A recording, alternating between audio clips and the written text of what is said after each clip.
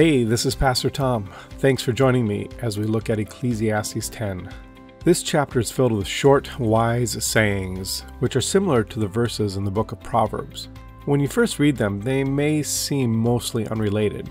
But remember how chapter 9 ended. Solomon commanded us to pursue enjoyment of God's good gifts, but he reminded us how this pursuit will be thwarted by powerful, sinful people. Wisdom, he tells us, is the best course to navigate this volatile world. And so chapter 10 gives us wise advice. I see 5 main topics or issues that Solomon shares. The first 3 verses tell us how fools expose themselves. He uses 3 word pictures of dead flies and a perfume, of how the heart leads, and how a fool walks or conducts himself.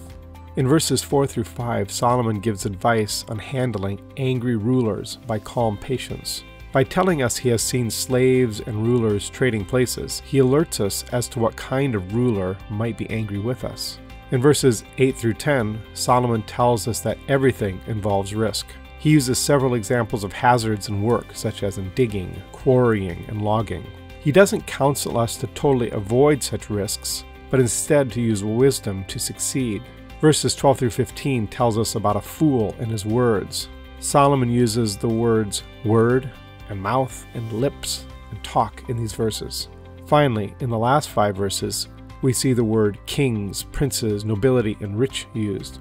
There is a contrast between a good king and a bad king, and the result of the bad king is a land which falls apart.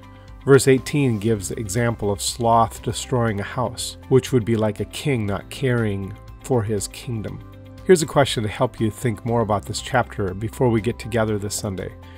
Why did Solomon pick these 5 subjects? How did they particularly help us pursue enjoyment of life in the midst of an evil world?